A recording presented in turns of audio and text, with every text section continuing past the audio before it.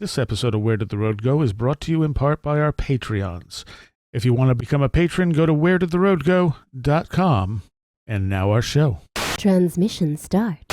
Welcome to Where Did the Road Go? Join us as we wander off the path and explore lost history, consciousness, the paranormal, unexplained mysteries, alternative thought, and much more. We are present on the web at wheredidtheroadgo.com. Now here is your host, Seriah. Welcome to this edition of Where Did the Road Go? And today we're going to be talking about UFO cults and religions. And this was actually suggested by a Patreon who goes by the name of Super Inframan, which is just so much fun to say. And so not being very well versed with this type of stuff, I've invited on the show to talk about this Mr. Aaron Gulyas. Hello. And Greg Bishop. Howdy. Because you two are the first people who came to mind. Hey, all right. That's flattering. Thank you. Yeah. Couldn't think anybody else was into this junk. I mean, when you the only book I think I've ever read on UFO cults would have been, and it's not even about cults necessarily, but Messengers of Deception from Valet. Yeah. Oh, yeah. Yeah. I mean, it covers some degree of cults and how the government uses them. So, Yeah. I think so. Or uses the cultish thoughts or whatever to direct attention or whatever you want to call it.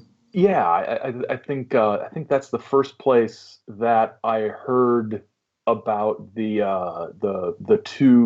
Marshall Applewhite, Bow and Peep cult after Heaven's Gate, which of course was the first time I heard of them at all. You know, it's like it popped on the news, a bunch of flying saucer crazies in California committed suicide, and I was like, oh wow, that's weird.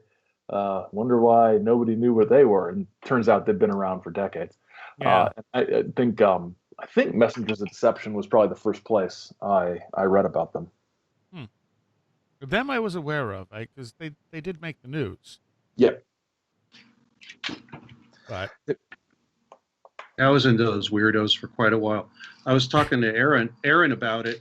When that happened, do we want to be specific now, or are we just going to wander as we go? You can be as specific as you want.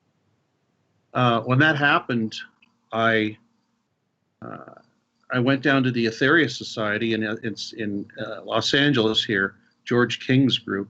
I believe he was still alive then, and I wanted to see what they were going to say. And I went to their whatever their service is on Sunday, right after the direct Sunday after this had come out on the news, and there was an official discussion about how you talk to your friends and the media and all that about how we're not this kind of religion, we're not going to kill ourselves, we celebrate life, and we don't lump us in with this, and very very carefully trying to tell all the flock exactly how to react to this, at least how to explain yourself to your friends, the general public, and any news people that might come to you. And then, strangely enough, a guy from Time magazine got in touch with me and said, do you know anything about these UFO cults? And I said, yeah, a little. He goes, I'm coming out to LA to meet me at the airport, whatever. So I went and grabbed him, and we went to the Seriah Society and got, I guess, a little bit of a quote off of them. And then he or I had found out that there is and I knew about these people. I just didn't know they were located in Long Beach, which is like, I don't know, 20, 30 miles from me. They're called Donato the Christ. Huh. And they were led by a guy named Sri Donato. And the cool thing about this flying saucer cult, and I think they still exist, is that everybody dresses in white linen robes, and they all grow their hair out really long and bleach it white. They might have even bleached their facial hair. I'm not sure. But you would see them at UFO conventions, like walking around. It's like, what? It was like you were seeing a cult that was made up by the Firesign Theater. I mean, that's how insane and silly they look. They didn't look insane. They just look like, wow, if I was going to write in it like a crazy cult, like UFO cult, this is what they would look like. Wow. And we went to Long Beach, and we went to their headquarters, which had no windows except like 20 feet up off the ground. and you could see there were lights on inside, and there was a camera. And remember, people didn't have cameras back then. Wasn't a big thing, but they had a security camera pointed right at their front door, so whoever showed up, they could see them. So we went and knocked on the door, no answer. And as I told Aaron, we could see shadows moving around inside. We could tell there were people in there, but they would not answer the door. Wow. And the reporter said, I said, what do we do? I guess we just go. And he goes, no, I'll give you a hint about being a journalist. We're going to go all around this neighborhood knocking on doors and asking everybody if they know anything about it. And we did. And we got some great stories out of people. Just like, well, not great, but it's like, yeah, they're so secretive. We see them walking in and out occasionally. They have garage sales every once in a while. You see them coming back from the store with groceries, but they don't talk to anybody. And when they have the garage sales, they just kind of have like one member out there, or they get somebody that actually didn't look all cultish because they actually wanted people to buy the stuff and not be scared. So, so it was very interesting to be with this Time magazine reporter, and he taught me some stuff. If you can't get a quote out of the person, get some out of the people right next door. You can get some great stuff from them. So there's a professional reporter hint for everybody. Cool. I'm gonna hope nobody does that in my neighborhood about me. Walking around from door to door. Actually, one of the things Greg and I sort of talked about as we sort of prepared for this because we're professional radio people, is that's a joke. Sort of the dividing line. What separates a UFO cult from a UFO religion? And that's a big question with sort of regular cults and religions. Where's the dividing line? Is it the size of the group? Is it the role of the individual leader and whether or not the group continues after that leader is gone? Is it one of the things I was thinking of when I was sort of mentioned the Two and Heaven's Gate is, I think one of the big dividing lines is the amount of control over the members' lives that the cult exerts or that the group exerts. So back in the 1970s, when Bo and Peep, or I was reading an article about them earlier today by a guy who infiltrated, a sociologist who infiltrated the group in the late 70s through the early 80s. Apparently, their very first appearance, Bo and Peep called themselves Guinea and Pig. Yep. Which is, I love that. That's great because they're talking about Earth being a cosmic experiment, and some people are going to emerge. But that was a little too far out for some people, so they Can you imagine being sitting in a room somewhere and somebody from the other room says, "Hey, pig, get in here." Everybody hides their illicit materials. And, no, I didn't mean that. It's her I'm talking about. Or I'm not sure which one was Guinea and which one was Pig. But Applewhite was Guinea, unfortunately. Guinea, the woman had to be Pig. That was terrible. Oh, that's inappropriate. That's horrible. Bonnie Lou Nettles. Bonnie Lou Nettles, yeah. She met Applewhite when he was in the hospital for something. She worked at the hospital. And I think he was in for psychiatric evaluation, actually. Oh, that makes a lot of sense. Yeah, because he had just gotten let go from the university where he was teaching for an inappropriate relationship with a student, and male student, and well, which is why I was just going to say it took a lot to get you thrown out of a university position for that in the 1970s, but it being a male student is probably what would have done it. Yeah. So they get together, and she introduces him to this metaphysical stuff, and they start, I was going to say collecting followers, but actually, collecting followers, finding people who want to work with them in ascending to the level above human. And I guess from everything I've read, there were no more at any given time. The maximum number of people in the group was 200. There weren't that many. That was like the high point in the late 70s, and they get people to join this group, and they force people to basically be cut off from every aspect of their life that they had before. And so what makes this a cult and not a religion? I think forcing them to be cut off from every aspect of their life from before is sort of the big cult-like thing. And Bonnie Lou Nettles dies in, I want to say, the mid to late 80s. She dies of cancer, and then the group really starts to sort of slough off members, because the whole point was that these were the two witnesses from Revelations chapter 11, who were going to be assassinated and dead in the street and then rise again and ascend into heaven.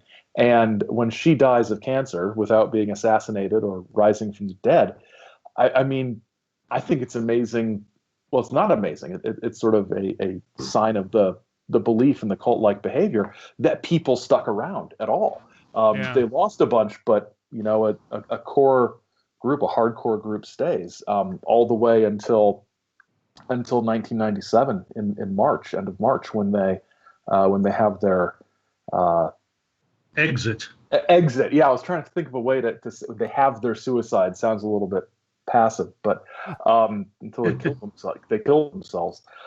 It's a weird story, and I think one of the things that I always sort of regret is that I didn't really pay attention to it until I saw the news reports of the death, because I was in college and I wasn't really paying attention to this stuff that much. And because I wasn't following any of the Hale Bopp craziness, except for the fact that there was a comet called Hale Bopp coming, because I think I was taking astronomy at the time or something. And so we all had Hale Bopp on the brain, but I wasn't listening to Art Bell and Chuck Schrammeck's talk about the companion object and Courtney Brown, still employed by Emory University taxpayers. I always have to sort of point out that people who are worried about higher ed in this country, Courtney Brown is still employed by Emory University. I didn't really pay any attention to all that stuff, and then later when I sort of got into it, I don't know. It's Art Bell got a lot of flack for promoting those claims, but the Heaven's Gate people on their website said, Hale Bopp is, it doesn't matter if there's something behind Hale Bopp, literally something behind Hale Bopp, because Hale Bopp is a symbol of this new age that's coming. It isn't about the companion object; it's about Hale Bopp itself. It's about the comet, which was sort of echoed by some other people who saw it as a harbinger of a new age. But I will note that most of the people who hit Art Bell the hardest about this just happened to be other people who hosted paranormal radio shows.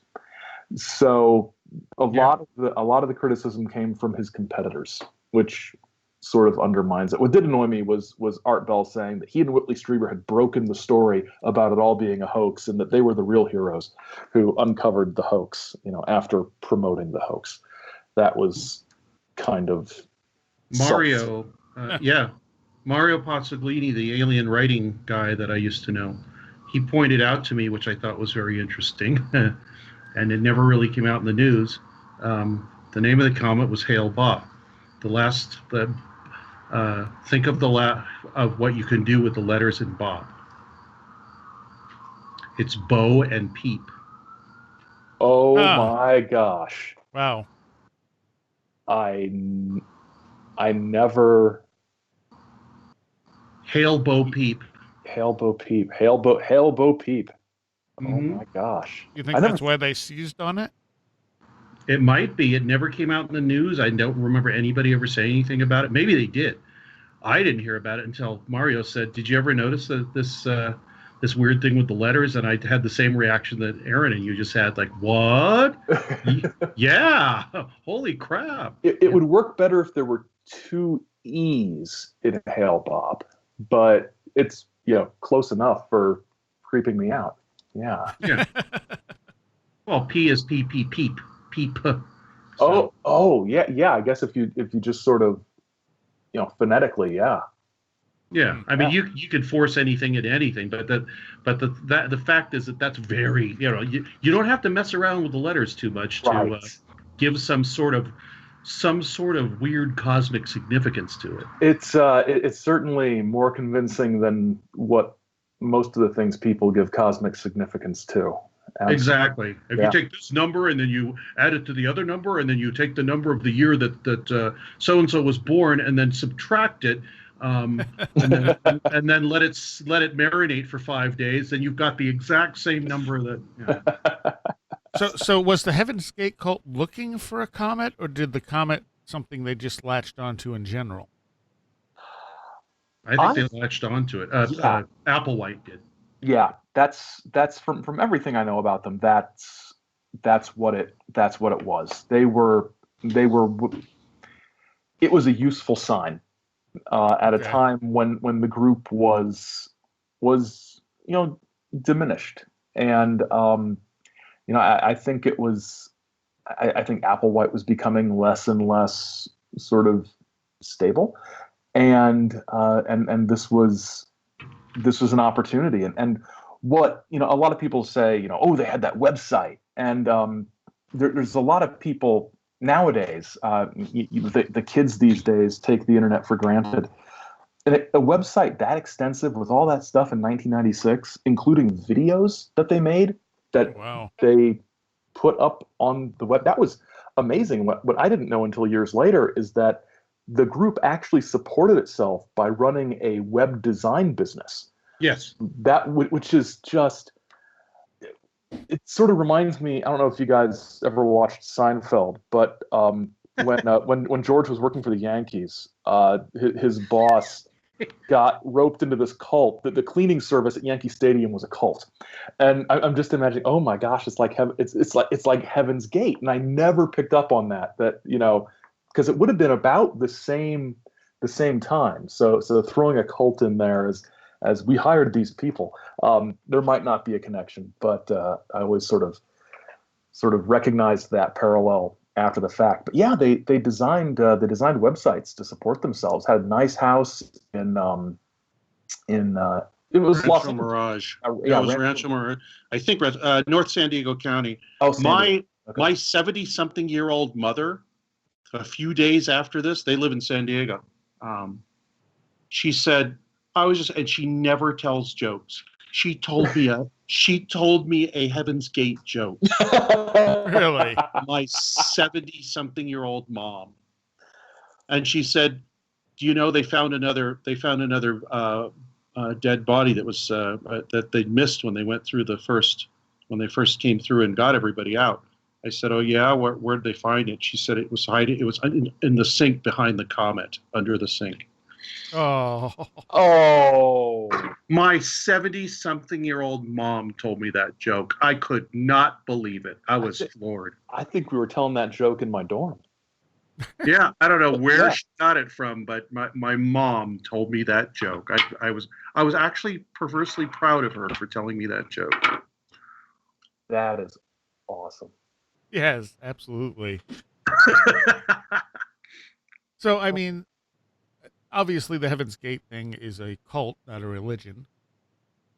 Yeah, I think we can be pretty certain about that. I mean, they manipulated their members. They cut them off from their families. They had them kill themselves and castrate themselves. That's some pretty severe stuff there. Yeah. Yeah. I mean, not that religions don't do severe stuff as well, but yeah, well, the old definition is, the number of people you have in it determines, what if you're at 2,000, is that still a cult? Probably. If you're like at 10,000, that might be approaching a religion. So these seem like arbitrary things. I think what Aaron suggested at the beginning, you guys are saying, is that something that takes up your life, probably doesn't let you leave, makes you, basically, cut off any relationships you have with a former family and friends. That is more like a cultish behavior, like Jim Jones or, you know what? Under that definition, I don't think the Raelians would be called a cult. No, I don't think. I think there's too many of them. They're especially in Japan for some reason. They're huge in Japan. I agree, and I think every religion or any other sort of intensely focused group has the potential to sort of evolve or devolve into cult-like behavior. I mean, there are examples of small groups within every religious tradition that act just like, you know, Yeah. we imagine cults do.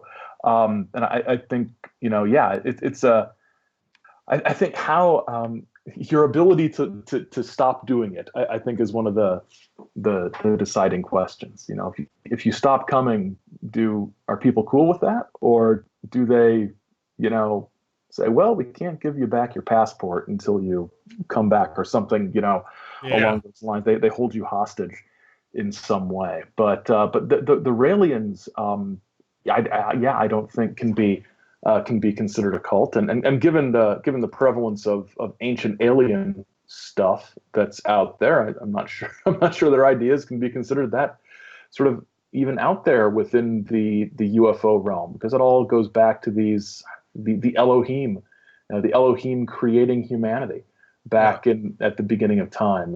And what did Rael or Claude Vorilon, or whatever his name is, Vorilon, said he was, you know, he saw something in the hills when he was walking that I can't He was remember. compelled to go for a hike in the Pyrenees in Yes. 1971 or something like that, and there he met the Elohim, who came down in a flying saucer and told him that he was supposed to start this religion. The funny thing is, if you go online and look up Claude Vorilon, he was like a teeny bopper singing star before he started the religion. You can actually see video of him on TV shows sing. One of them was about a women's room attendant called Madame Peepee. I am not kidding. Yeah, he was big. He was also a race car driver. Yes, after that he became a race car driver. Yeah. He couldn't win any races, so he became a race car journalist. Right. Yeah. And the thing about the Japan thing is that he was big in Japan. In the 90s, a bunch of the Raelians with some money in Japan banded together and said, hey, Rael, we know you're a race car driver and you love it. They bought him a race car and they let him enter races. So he was an actual race car driver in real races, Formula One races, for a few years. And he placed okay. I mean, he didn't come in last or anything. He was actually okay at it. And then after a while, he just said, okay, I'm retiring from that. But yeah, but the Japanese Raelians actually put up the money and bought him a nice Formula One race car that worked and had a crew and everything. Huh. Wow, that is. I am not joking about that. It's in the upcoming A is for Adamski book. I found that out by doing some research on. I mean, you could look online and find this, but I really dug deep on Rael here because I have that issue of Playboy with the girls of Rael in it. It's pretty good. I might need that for my files. It's research there. Yeah. I think the first time, not to turn this into the first time I heard of all these groups, but I think the first time a lot of people in the States heard about Rael and the Raelians was the cloning stuff back in Cloning. Yeah, which was not a concert. When I first heard Clonate, I was like, are they raising money for cloning with a concert? And then I realized I was a little disappointed, actually. I thought that would be. I am too now. Quite a scene, you know? Yeah, you know, I don't know if there's probably a French word for nostalgia for something that never actually happened, but you really wish would have. That's how I feel about a Clonade benefit concert. But this is around the time of, what was the sheep's name? Dolly? Yeah. Dolly the sheep. And they formed a company that they named Clonade. And it wasn't the 90s. It was a few years later. It was the early 2000s. They claimed that they had, you know, they hadn't cloned a baby, but they had conceived a human baby with something that had been cloned, like cloned something. Some kind of cloned cells were, well, sperm or. I think they did say it was from a sheep or something, which is kind of like, huh, what? Ooh. But yeah, they claimed that they cloned an actual child, and they wouldn't tell you where the child was or where the parents were or anything like that. But the child's name, of course, was Eve. It was a girl. So yeah, it was Brigitte was the woman that was running that. French, another. Well, no, Quebec. Yeah, yeah. She was from because they were pretty active in Quebec. Is that their headquarters? Is Montreal somewhere I think so. Yeah, around I think the there? world headquarters is there. Yeah, Yeah. they had that whole thing with like bring back the swastika too, which was Yes. Really? sometime in the early 2000s. There were a bunch of people. It was a weekend crowd down at whatever the beaches are in New Jersey along the shore there. They rented a plane, and they had a banner towed behind the plane, and up on the banner it said, what was it? It was like swastika plus like Star of David equals heart. Oh God. Wow. And they're in New Jersey. They're along the East Coast, and Like, they're towing this thing behind. And then it says proswastika.org behind it.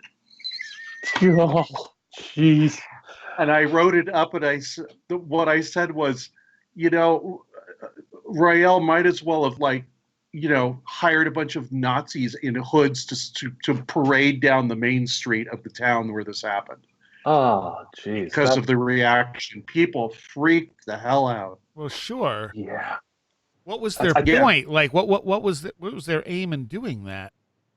To rehabilitate the swastika symbol to its ancient meanings, origins, and all that. I don't know. I think there's way deep down somewhere, or maybe not so deep down, it was kind of a weird, misguided attempt to get to create some sort of publicity. Yeah. That no sounds... matter what kind of publicity, and hope that people didn't get too upset, and then maybe push this the swastika isn't that evil. Hey, I kind of I pretty much agree with them. I don't know, it's horrible. Swastika was made into what it is because it was around for thousands of years before the Nazis appropriated it. Right, but the Nazis also reversed it, didn't they? I don't think people keep saying that, and I think if you go to Snopes or somewhere, it's like as far as I know, it doesn't really matter which way the stupid arms go. It's still it's different. I guess they had a certain way of doing it, but you can find them in Indian temples, and I've got a little piece of jewelry from the 1920s or 30s from the Navajos with a thunderbird and swastikas on it, and I can't wear it out in public because people will beat me up. Right. Yeah, that's going to happen. I was at a thing in Cleveland, and I visited the Bohemian community center, and it had this really cool pressed tin ceiling from the turn of the century, and embossed on the ceiling were thousands of swastikas, because it was a symbol of beneficence and supposedly a good luck symbol. And they said there had been lots of debates after World War II, or during World War II, and during the rise of the Nazis about what should we do about our ceiling, and the consensus was we had it first. Yeah. So good for them. We're not gonna change it. But yeah, and as far as the reversal stuff, I've seen in ancient swastika symbols, I've seen parts of it pointing every which way. Yeah. So I'm not sure if there was ever a consistent sort of known original orientation. I think it's just something people say to make themselves feel better about the symbol, but no, it doesn't matter. It's that the symbol is an ancient symbol. It's just unfortunately these buttholes appropriated it and ruined it. There was a company in Glendale, California, right near me, that was contracted to do public works, street lights, manhole covers, stuff like that, all around the city of Glendale. And up to about the 80s, I think you actually can still go there. And certain street lights that were installed at that time and they had their symbol was a swastika. So on the public, like I said, light poles, manhole covers, some of the power company stuff, whatever. The symbol of this company is on there, and there's swastikas. I got an old gas valve from this company, and it has a swastika on it on the valve. And you think, did this come from Nazi Germany? It's like, no, it's a gas valve from this company in Glendale. I don't know the name of it. You probably look it up. But yeah, actually, if you go to Disneyland, this is insane. If you go to Disneyland, they have a reproduction of Hollywood in the 1930s or whatever, as part of a California Adventure. And they have some of those street lamps there. And if you look closely, you can see that I swear, I know I saw this. You can see the swastika on there, which is weird because it was put in Disneyland. But it's not obvious. I mean, you have to look at the design very carefully. It's like, oh, I see, that's the little. So somebody there did some research and figured if they hid it well enough, nobody would care, I guess. Yeah. Probably. And it's not, it's not some secret Disney Nazi thing. It's just happens to be around Southern California, especially Glendale in the 1930s. There was this company that had swastikas as their company symbol. They put it on everything. Wow. So those have gradually been phased out, but there's still a few of them left, I think, because people, every time people would see them, they'd go nuts. Well, sure. Yeah. Okay. There's a digression for you. Excursus on swastika. Yes. Another group we talked about, which is very important, the early, as if you're talking about UFO cults, was the one that was profiled in When Prophecy Fails. Yes. Dorothy Martin. Yeah. Dorothy Martin's group. Marion Keech, whatever they wanted to call it. Yeah, she was Marion Keech in the When Prophecy Fails study. In real life, she was Dorothy Martin of Oak Park, Illinois, one of the several billion Chicago suburbs. I think it was Oak Park. Yeah. And what I love about this is she was getting channeled messages from the planet Clarion, which is where Aura Raines was from, Truman Betham's lady space captain. And there wasn't any sort of overlap with the characters, but the planet was the same. And she was told there was going to be a cataclysm, not necessarily the end of the world, but there was going to be a cataclysm. The U.S. would be flood or something. A flood. The U.S. would be split asunder. Earthquake, and then a flood. The Mississippi Valley would go all wacky. That's the geological way to say it. And and only those who, if you I took geology in college. Dang it. If you believed the Space Brothers would, they were going to come get the faithful. It was flying saucer rapture time. The tribulation is coming, but the faithful are going to be raptured up to heaven. It's the same idea.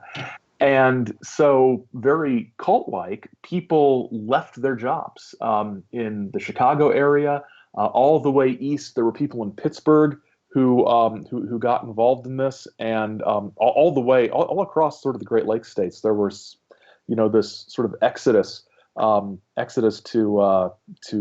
this little house in Oak Park where Dorothy Martin would sort of go into a trance and write out these messages like it was automatic writing. And her sort of partner in, I don't think there was a crime, but partner in crime was a guy named Charles Lawfed, who's a medical doctor at Michigan State University. Shades of Stephen Greer. Yeah, and he worked in the. Actually, he wasn't faculty. He worked in the sort of health services department, sort of the hospital type stuff.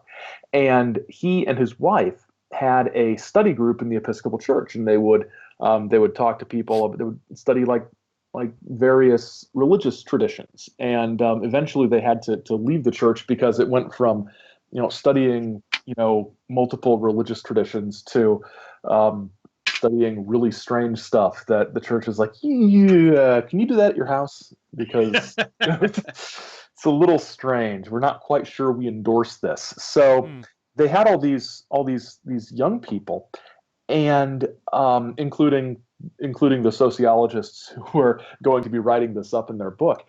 And people quit their jobs. Lawfed himself lost his job at Michigan State because he was they claimed he was recruiting students into his group, which he probably was. And there's some dispute over whether he jumped or was pushed from the job. He claims he was fired. The university claims he quit. But they all go to Chicago. He leaves his kids, his young children, in the care of his teenage children, and he and his wife head off to Chicago. And Lillian. Lillian Lothhead, and that triggers Charles's sister to basically file for custody of the kids and to have Charles and Lillian, put in the psych ward. He said he was, being persecuted for his UFO beliefs. In reality, his sister was worried that he changed his whole life and then took off and abandoned his kids, to go off to Illinois. In the end, the cataclysm doesn't come. And then when it doesn't, Marion or Dorothy Martin gets another channeling saying, okay, it's going to be in a couple days. And so the faithful still say, and then it doesn't come. And then everything sort of falls apart. But the book, when Prophecy Fails, sort of details this in excruciatingly detailed detail, this process of this group's rise and then sort of fall, and actually coins the phrase cognitive dissonance to describe this sort of psychological coping mechanism where there's absolutely no chance that what you believed is true and it's demonstrably false, but you believe it anyway. You find a way to convince yourself that you believe it. Be doubled. Yeah, it's strengthened because now your faith has been tested, and you've come through this test, and your faith is stronger. After the group breaks up, the Lothheads and Dorothy Martin hook up with George Hunt Williamson, another flying saucer channeler, and they end up at his Brotherhood of the Seven Rays compound in South America, which I don't think we can consider a cult. It wasn't like 4 of them. It was in Peru. Yeah, I think. Yeah, Peru. Yeah, it wasn't organized enough to be a cult. Was it just a gathering? It was sort of a gathering, and the Lothheads leave fairly quickly. Dorothy hangs around a little bit longer, but Dorothy ends up staying in various sort of compounds and groups for the rest of her life. I think she died in 1992. She was almost 100, and called herself Sister Thedra, and was still channeling messages right up until a few weeks before she died.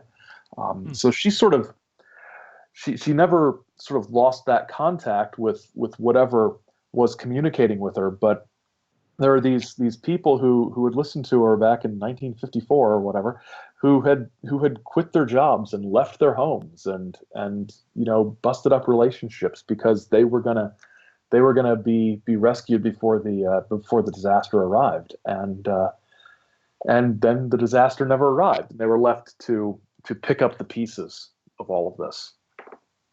Wow.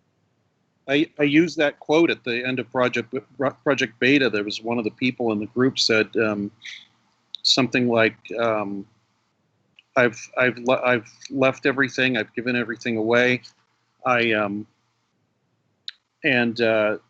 At this point, I have nothing left, and I have to believe." And Yeah. I was kind of drawing parallels between that and Paul Benoist's obsession. Yeah, you there comes a point where you don't have any choice, where you psychologically cannot, you just cannot acknowledge that whatever it is over, and that it was never anything to begin with, and so you might even like that quote. I love that quote because it shows that there's this self-awareness that I know it's crazy, but what am I going to do? And that's when you're in pretty deep. Yeah, a lot of those people were, and it's weird. I'm just thinking of this, and I was talking about Bill Moore and other people who have these like deals with people, and he said, I said, why did you, when you saw things were going a little bit south, why did you keep going with it? Well, he said, well, one, if I quit, they'd said the deal was off, which I still wanted that, that sweet MJ12 information. Yeah. But the other reason is that it's like, he said it was like you're standing on the corner and a guy comes over here and says, $5, make sure, the cops don't come by here. And if they do, then say something. And then, then within like 2 weeks you're dragging dead bodies around and hiding. So it's like this, not, well, maybe not 2 weeks, but it's this the slippery slope of well, this seems pretty harmless, and then suddenly, you know, you're putting bags over your heads and drinking vodka and phenobarbital and stuff. So Yeah, you know, it's little by little you get in deeper, and there's something you're looking for, whether it's cool government cover-up information or a way off this planet that you don't feel like you belong on anymore, and you don't want to give that up because what do you have left? You know, especially if you're in a sort of Heaven's Gate situation where you've cut off everybody, and you might not know. this group. Yeah, These are my friends now. I mean, if I separate from them, I'm just cut loose in space. You know, I don't know what to do. Yep. And that's probably the worst thing. I mean, imagine if nobody wanted to talk to you and nobody knew what you'd been through, and you use terms in your normal everyday conversation where people would look at you strange. The only thing you have left is that group identity. Yeah. After Yep. months or years of whatever it is, and you don't. And somebody says, "Hey, let's just all kill ourselves." You go, "Yeah, that's right. Yeah, it's there was a sort of podcast miniseries called Heaven's Gate. I think it came out last year, and it was pretty good. It was one of these sort of serial like things. It wasn't. I don't think it was NPR, but it was like that, and it was pretty good. They talked to Bonnie Lou Nettles' daughter pretty extensively, and people who'd been in the group but had left, and they go all the way back to the beginning. And one of the interesting things at the time, I was annoyed because it seemed like a filler episode, but in retrospect, it wasn't. The guy who was narrating it, whose name I cannot remember, but he sort of told his own story that sort of is why he got into this the project. Is that when he was a kid, he was involved in a church that was run by a couple people who said they were the two witnesses from Revelation 11. And his whole family was involved in this. It was a cult. It wasn't. They called themselves a church, and they were not a church. It was a straight up cult. And he said, you know, when he was a teenager, if that leader had said, "Eat this applesauce or pudding or whatever, and we'll be with Jesus this afternoon," he says, I would have done it because that's what I'd been acculturated in, and that was our identity. And it's like, oh yeah, it can happen. It can happen when you don't know any other way, or you don't see any other way out. Yeah. And that's what a lot of cults prey on. Yep. Yeah, well, you get Stockholm syndrome into just being your entire identity is with the group, and more importantly by the leader, and the leader is just becomes part of your identity. You can't reject that part of your identity, so the leader becomes part of you. So anything that you think or you do or whatever is reflective of that leader, whoever it is. Who's that woman that's got that? I don't know what her name is. She's got a weird, strange name that she made up, but she says that she says it was like she was traumatized as a child. She has this whole like cult around her now. What's her name? Do you remember this? Her name, Panther or something, or I can't remember. And she's got a group in, where is it? I don't know if it's Sedona, but it's in the Southwest somewhere. But she's saying like kind of dangerous things, like death isn't that big of a deal and it's kind of cool and all that. So, yep. She's everybody's just waiting for that news report to come out. Wow. Man. Now, is that UFO related, or just like, is she a channeler or something? There is a UFO or an extraterrestrial component to it. Yes, she channels. She also, gets all this money from her followers and like buys really expensive clothes and jewelry and stuff. And she says, well, that's, since I'm a goddess, I deserve that stuff. Oh, sure. Of course. Yeah. Huh. I wish I could remember her name. I mean, I'm sure people that are going to be listening to this will be furiously Googling right now. But yeah, this is something that's happened recently, and I think there's a guy who's another. I don't think he's a UFO cult, but there's some guy that's doing kind of the same thing. He's kind of like a postmodern internet cyber religion guy, but it's the same thing. He's the only one that's right. He's got an inner circle around him, and there's stories of possible mental and sexual abuse and all this stuff. So it's funny, actually, though. I don't remember this happening a lot with some of these flying saucer religions. They seem to be a little bit more tame than that. Well, and that was the next thing I was going to ask. What are some good examples of just religions? I think Greg knows more about this than I do, but the Aetherius Society, I think is probably, I mean, the one that's near me in suburban Detroit, bought an old church and sort of just moved in. It looks like every other sort of mainline Protestant church that's along the road. And Greg's had extensive conversations with some of the people out there at the mothership. Yeah, they're my friends there in LA. I started going there in the late 80s or early 90s while George King was still alive. I actually saw him 2 or 3 times. And 2 times he came out, he had his like big Pope's mitres hat and his giant robes with gold thread on them, and the walls were covered with all these supposed awards that had been conferred on him by the Space Brothers, with these wonderfully drawn calligraphy saying, he is now the representative of this galactic federation, blah, blah, blah. And he'd come up on stage and tell them, hey, I just got an award from the Pleiadians for being such a great ambassador. And everybody would say, oh, that's wonderful. And they'd sing.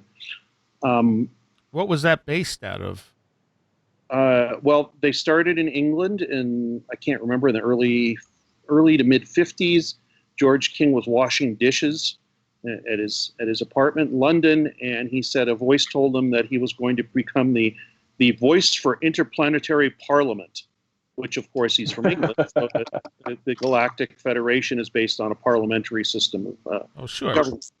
So he started channeling, and what his religion was basically a really heavy borrowing from Hinduism and to some extent Buddhism, mostly Hindu thought and teachings. Except, this was a religion coming from a group from our space brothers and space sisters, and that I don't know how, I don't know the evolution of this, but eventually he came to this realization that in order to keep the world from destroying itself, they would have to pray. And not only would they pray, they had something called a spiritual battery that they would pray to. They still do this. It had, I don't even know what the insides of it looked like. I guess the Space Brothers told George King how to make this thing. It looks like a box with 4 tubes coming out of it, connecting to a central tube. That's it. It's like maybe 10 by 10 by 8 or something like that, and white. And it's got 4 tubes with a central tube coming out of one side. They put it on a wooden tripod. They told me because it has to be insulated from the earth, or there'll be a horrible short circuit may happen. And the people stand in line in these robes, and they go up and they make a little mudra symbol with their hands, and they pray very, very feverishly, and recite these things that George King says that they had to recite to the battery to charge up the spiritual battery.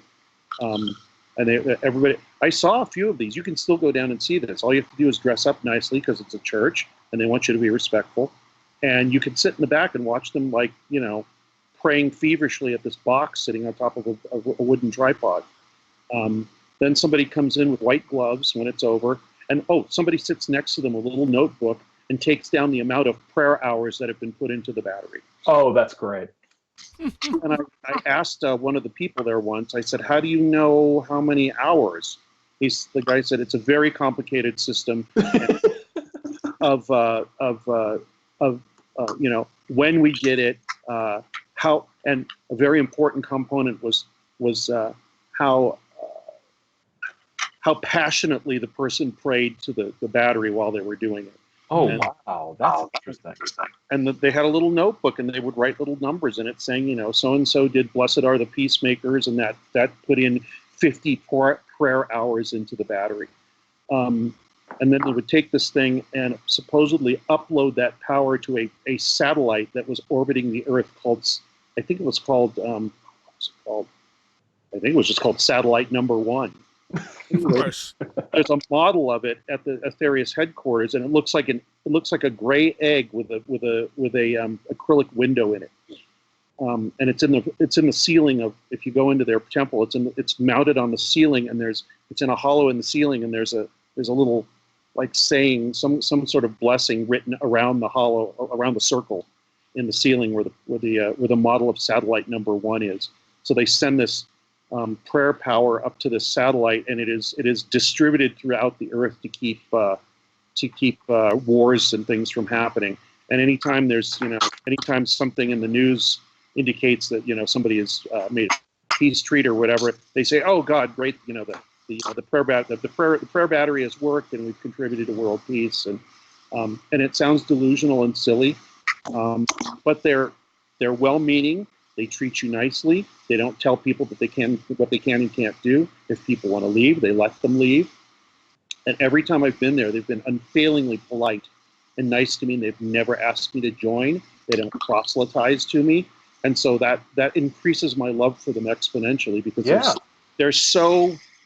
they so do not care what you think. If you like them, great. If you don't, well, that's fine. Maybe you'll learn your lesson later and come back to the true spiritual source and whatever. But if not, you'll evolve someday. So what?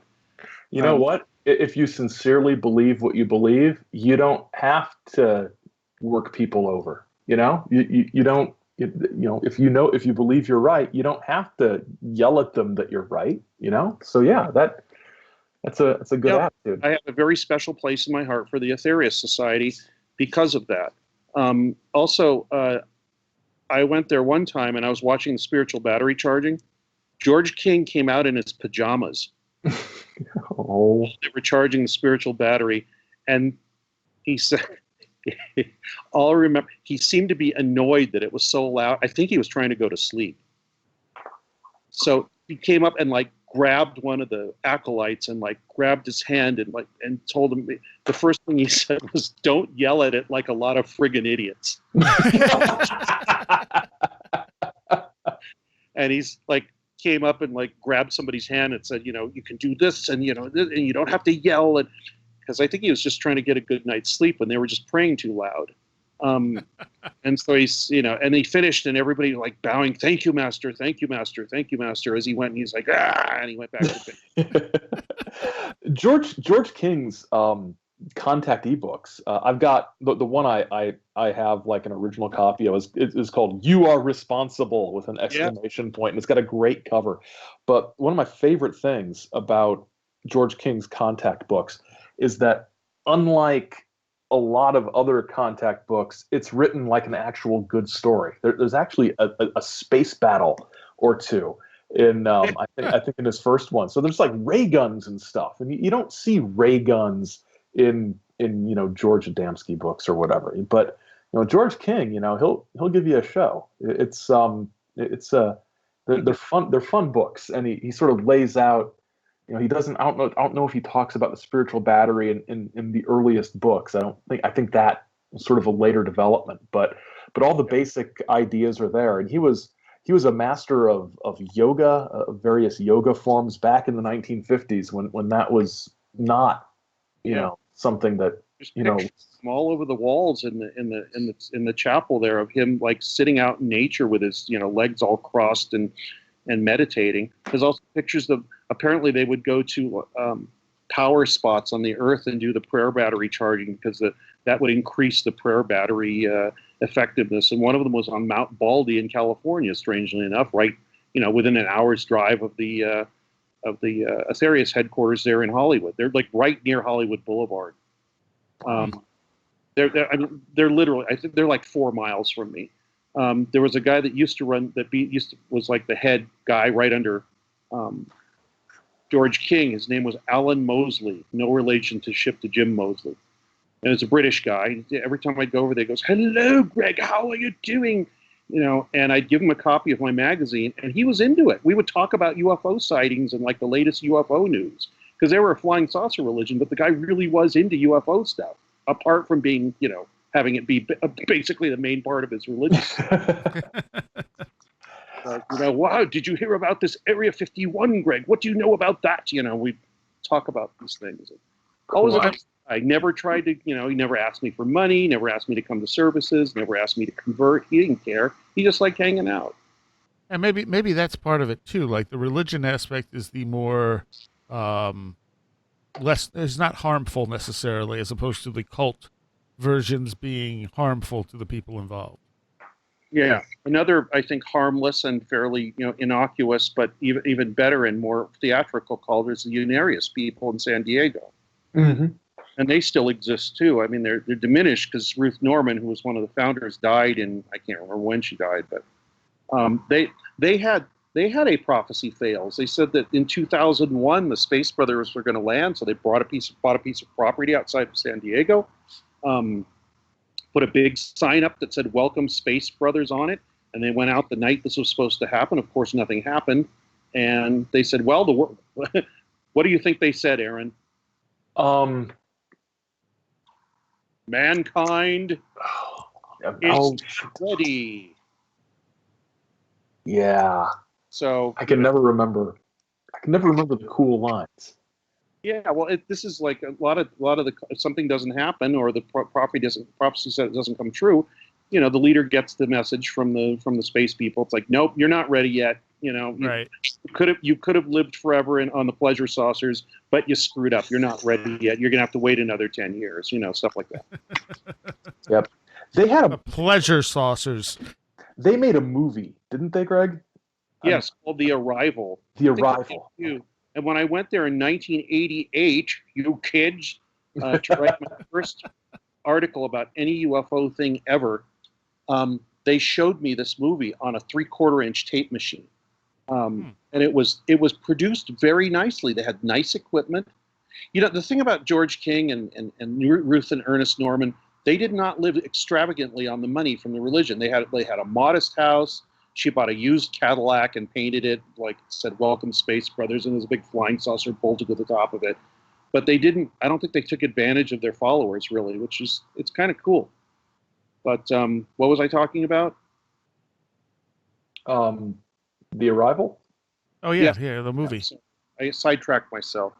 The movie features I think caveman Og or something like that. He's out in the, like, standing in the chaparral out east of San Diego, but he's supposed to, at night. I guess they shot this at night with nice lighting and everything. And the guy had, a bunch of hair plastered to his face and his back and everything to make him look like a caveman. And they gave him a spear, and there's a big flash of light that knocks him to the ground, and then he looks, and there's this giant disco-looking UFO with like flashing lights around it, and Uriel comes out of it, and she's just waving her arms around and looking very regal and happy and beneficent, and she tells Og that she's there to. It's almost like 2001, except instead of monkeys touching a big black thing, it's Og looking at Ruth Norman in a big flashy dress and a crown with a wand in her hand.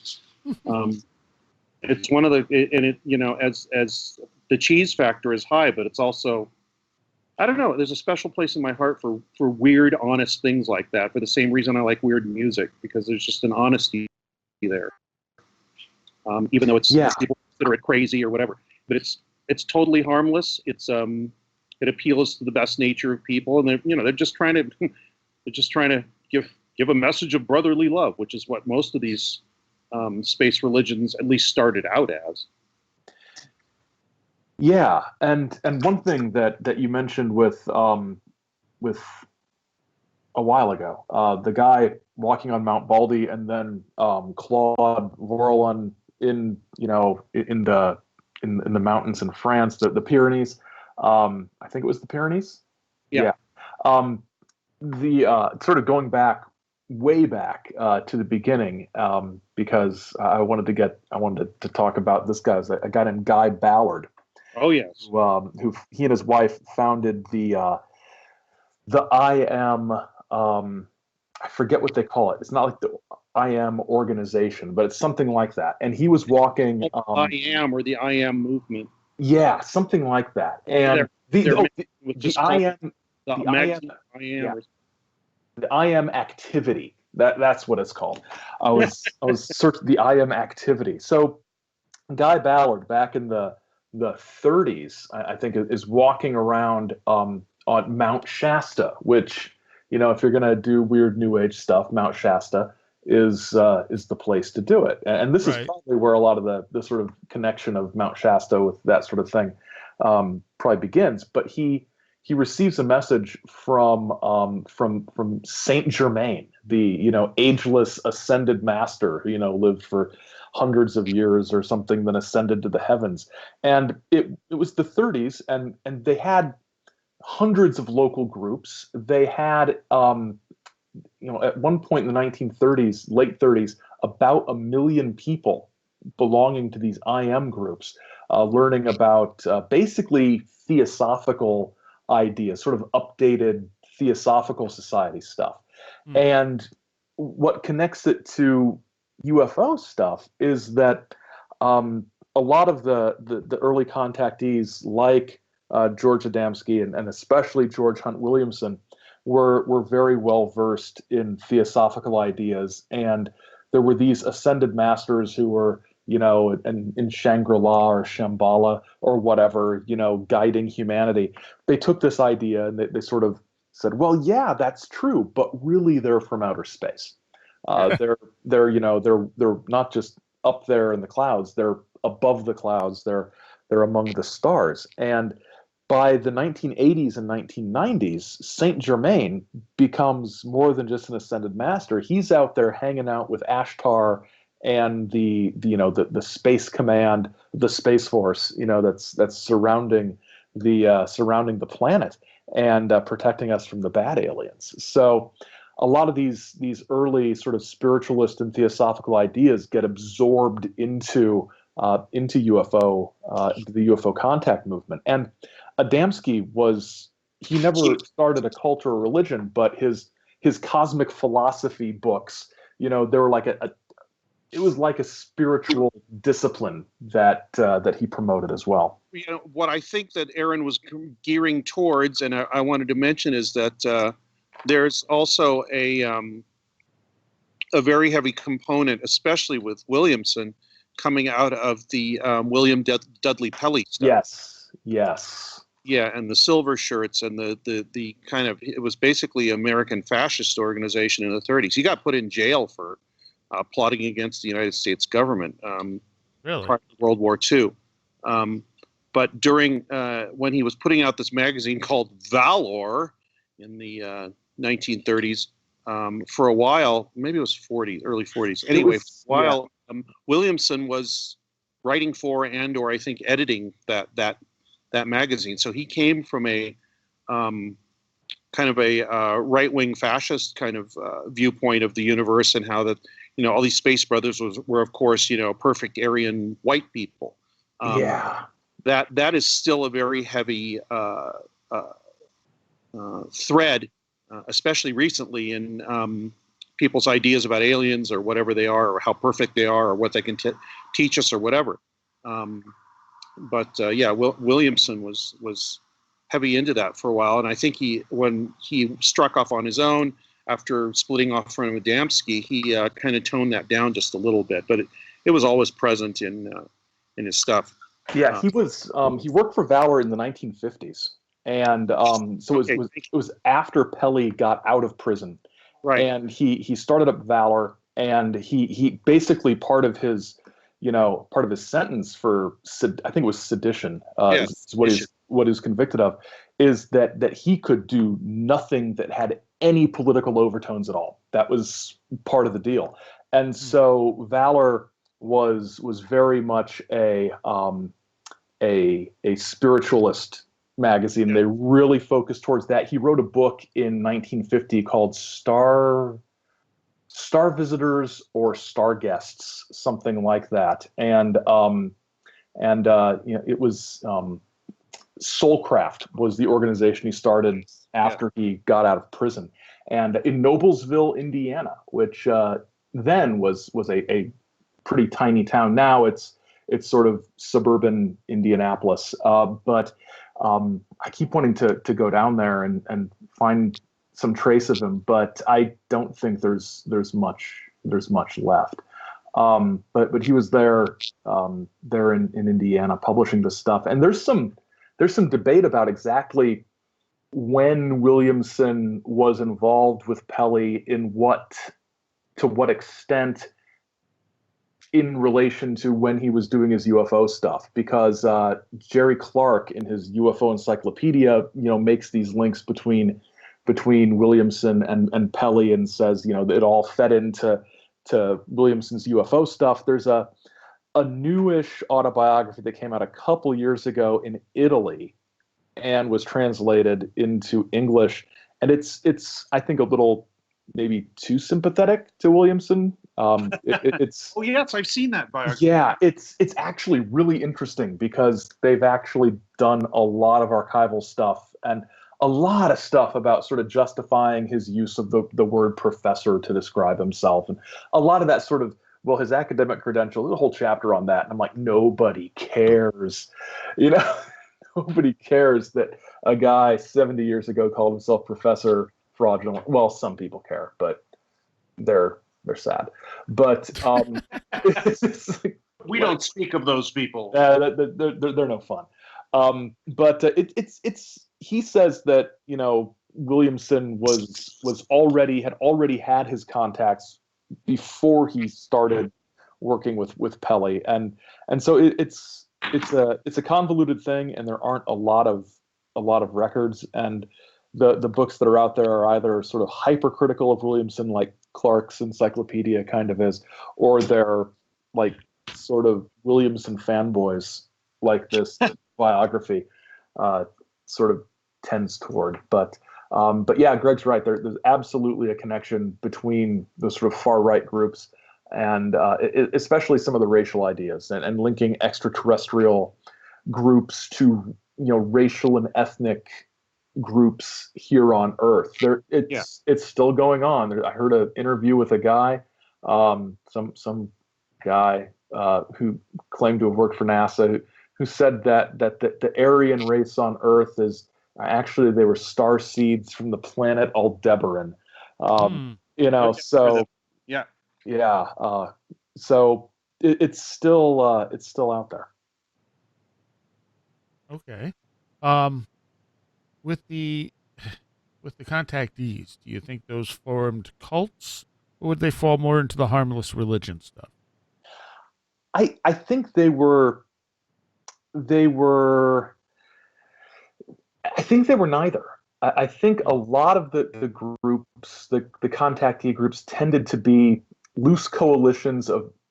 They were fandoms. I think is the way I tend to think of them. You had people who were fans of one contactee more than another, maybe, but the contactees were very, very sort of keen on sort of promoting study groups.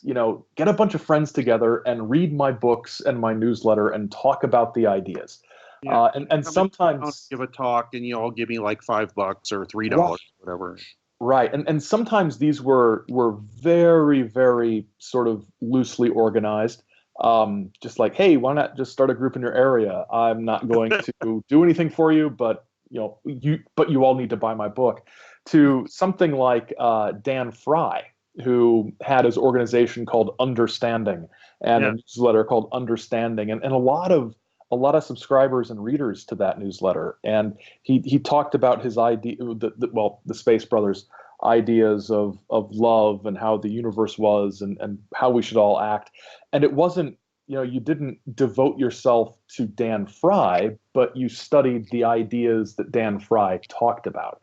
Yeah. So there wasn't the sort of personal devotion aspect to it, but it was more of a sort of intellectual interest with a lot of the contactees. Some of them, I think some of them probably, if they'd been better at it, could have been pretty good cult leaders. I think Williamson Yeah, I certainly. I think he was sort of aiming for that with his Brotherhood of the Seven Rays. I got a compound in Peru, guys. Let's go. Yeah. Sort of thing. I think if if he hadn't pissed people off and made him go home, I think he probably could have pulled something off. But he was a pretty ornery guy from everything I think his wife died while they were down there, and he left, and Dorothy Martin and the Lawheads were still there, and then yeah. so Williamson actually left before that. Yeah, it's the timeline is pretty convoluted, and there's some, I was gonna say there's talk that she died under suspicious circumstances, but I got that entirely from I think Jim Mosley's book. So Yeah, uh, well, anybody involved in anything to do with UFOs, if they die, there's some yeah, suspicious thing behind them, no matter what. Even if they smoked all their lives and COPD, and there's people still wondering if Art Bell was offed or something. It's oh jeez, like a smokestack. He had COPD, so Yeah. yep, he was yep. No, So, no old age, no accidents, nothing. no, what about a group like the Scientologists? they're a flying saucer cult, definitely. Yeah, yeah. And I don't think people really think of them that way.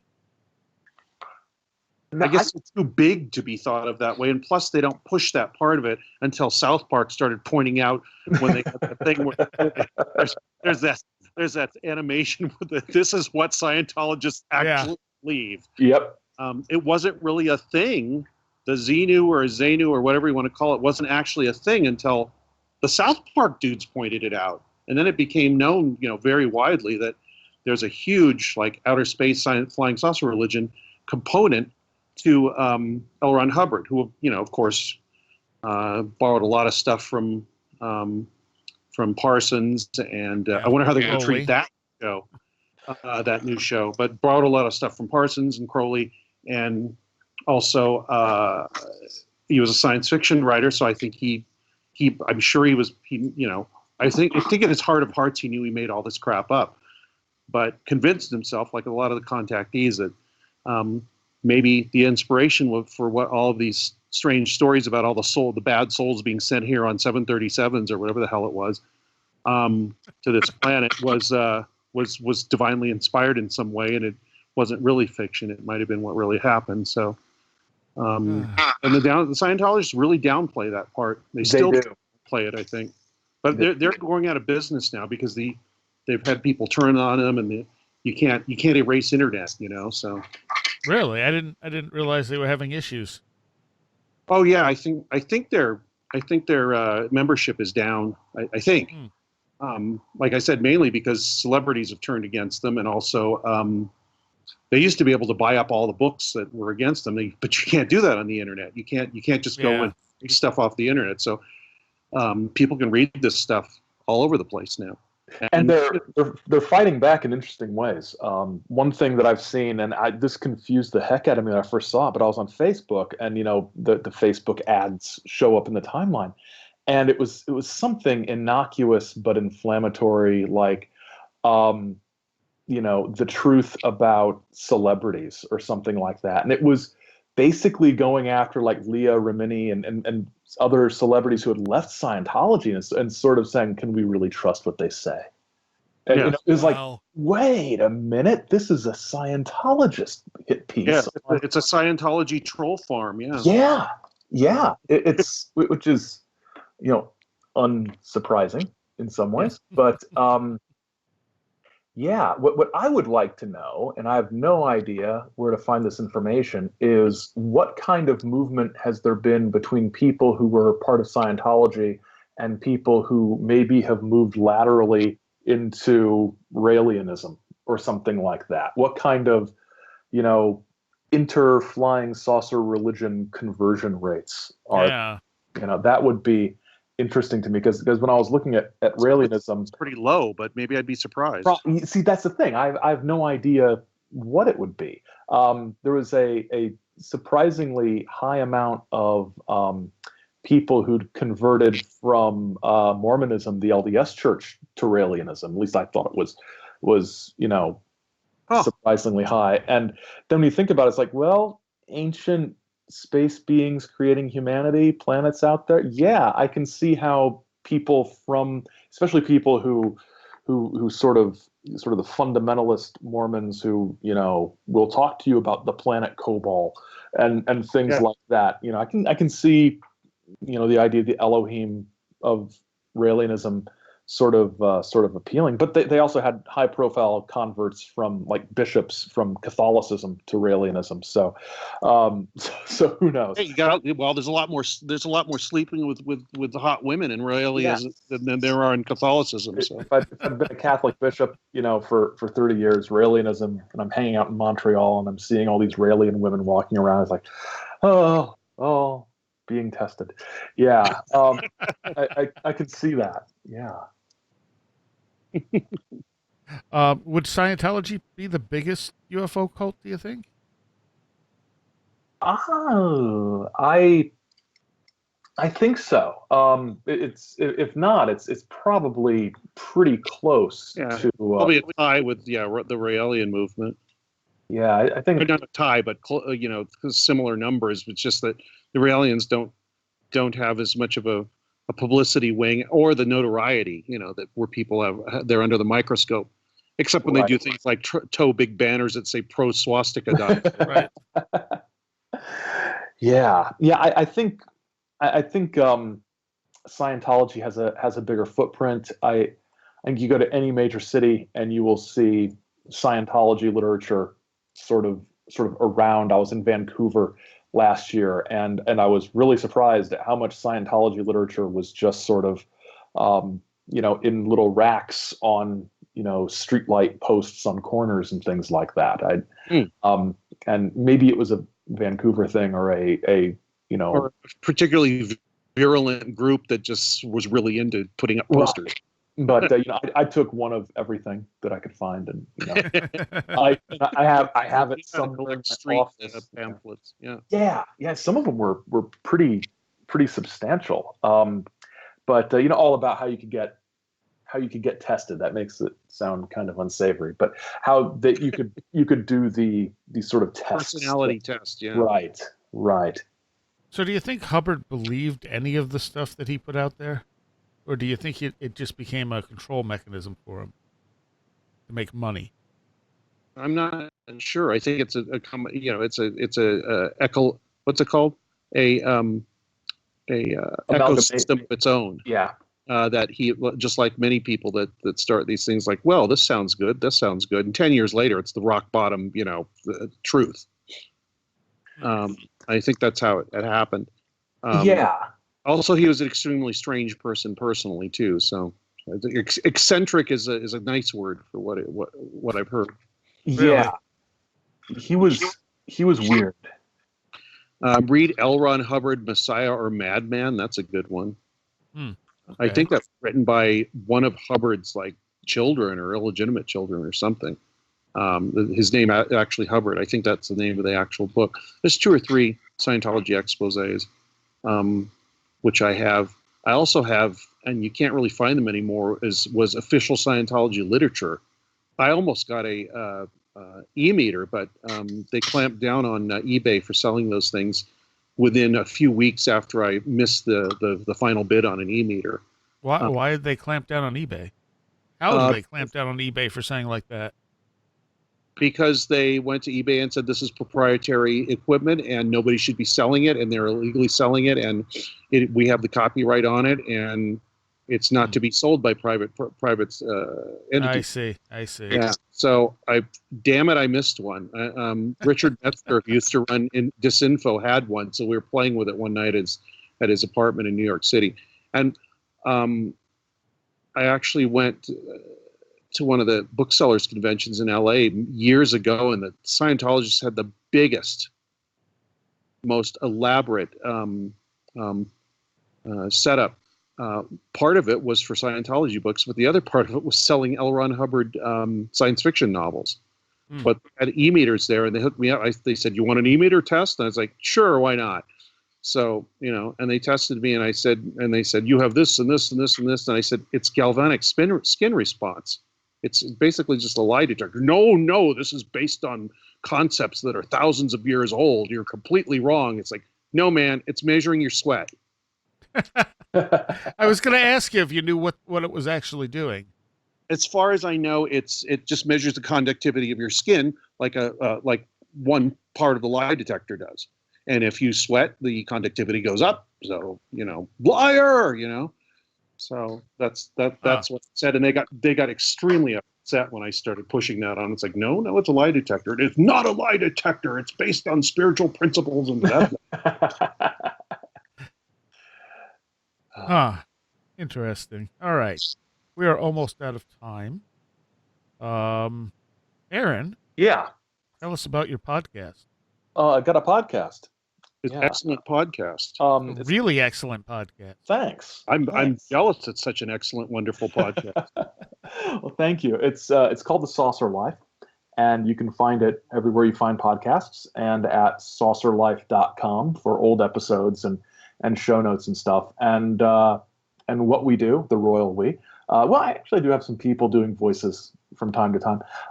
What the show does is takes anywhere from half an hour to occasionally close to an hour to take sort of examine one UFO story, personality, event, concept, books I am ordering listeners to read, things like that, and class. Yeah. Yeah, it's class. It's saucer class. Yeah, so pay attention. And it's pretty low key. No guests, no interviews. That's genius. Yeah, I don't like talking to people, so I need I want to do a show, but I don't want to talk to people. So, not interactive. Perfect formula. Yeah, it's well, I was. The impetus was thinking, man, what I'd really like to do is something like Dan Carlin's Hardcore History, but with flying saucers and not 8 hours long, and come out more than once every 2 years or whatever. So that was sort of the sort of short UFO history audio book sort of thing. The idea. So we're pulling up to I think this weekend's episode comes out every 10 days or so. This weekend's episode is about Buck Nelson, who I keep wanting to call country star Buck Owens is what I always want to say, but it's Buck Nelson who met Big Bo the dog and Little Bucky and Bob Solomon. The alien Bob Solomon. From the planet Venus, and we look at him, and that is counting all the episodes we've done. That is episode number 40, which I can't believe. We're coming up on the first anniversary in August already. So it's been a great excuse to buy audio equipment. And you got a lot of practice doing UFO history here. Yeah, I know. I was like, geez, I mean, why am I not doing this for myself? Doing this on other people's shows. So yeah, it's fun. Check it out. Yeah, and I highly recommend it. It's incredibly well done. And Greg, of course, you have Radio Mysterioso. Still doing it. Also, I've gotten to this point where I figured I haven't done a weekly show in probably 3 or 4 months now. And I think that's what, and I've taken off the Sundays, usually now it says Sundays occasionally live. Because at a certain point I realized I'm only doing these shows when I find somebody that I really want to talk to, that I really have something to talk about with.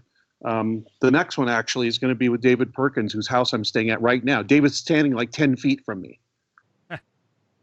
He's huh? Good show. I loved it. Yeah, he says he loved the show.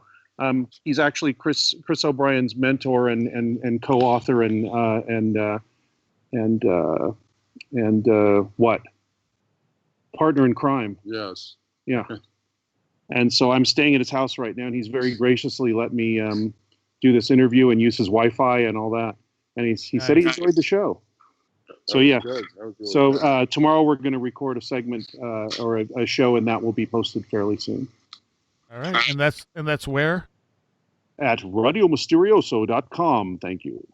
All right, awesome. Thank both of you, and a big thanks to all of my patrons who are pledging $10 or more: William Lovelace, Mark Brady, Allison Cook, Super Inframan, Craig Cisneros, Donna Beveridge, Sasha Lorg, Christopher Vaughn, Robert Groom, Scott Morris Everett, Chris Elmquist, Russell Wilcoxon, Patricia Giaquinta, John Eddy, Alfred Tuttle, Kevin Schreck, and Carla Mahoney.